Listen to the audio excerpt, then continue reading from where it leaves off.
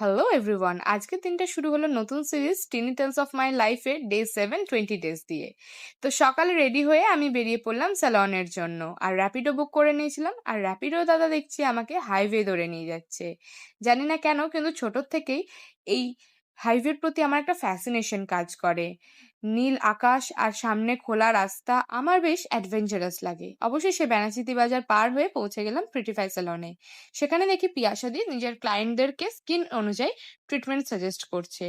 আর আমিও বেশ বসে পড়লাম আমার হেয়ার ওয়াশের জন্য। প্রথমে অয়েল ম্যাসাজ, তারপরে হেয়ার ওয়াশ, দেন স্পা ক্রিম, দেন স্টিম, আর তারপরে শেষে আবার হেয়ার ওয়াশ করে নিলাম। পুরো প্রসেসটা এতটা স্যাটিসফাইং, এতটা সুন্দর, মানে কি বলবো, পুরো ফ্রেশ লুক পেয়ে গেলাম একটা।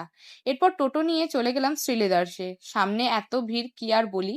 তো সবাই মোটামুটি জুতো কিনতে এসছে, বোঝাই যাচ্ছে পুজোর আগে। তা আমরাও ঢুকে পড়লাম। আর কালেকশন দুর্দান্ত, যেমন জুতোর কালেকশন তেমনি ব্যাগের কালেকশন অসাধারণ ছিল, কিন্তু প্রচুর ভিড় ছিল। ভিড়ে ঠেলা গোজা করে কোনো রকমের দেখছিলাম জুতো।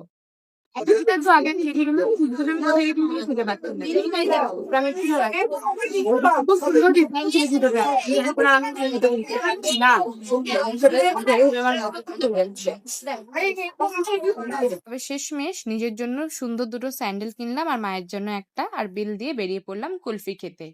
ব্যানাচিটি বাজারে এত ভিড় আর আলো ঝলমল করছে, তাই এই পরিবেশে একটু কুলফি না হলে জমছিল না। তাই কুলফি পার্টি আমাদের শুরু হয়ে গেল।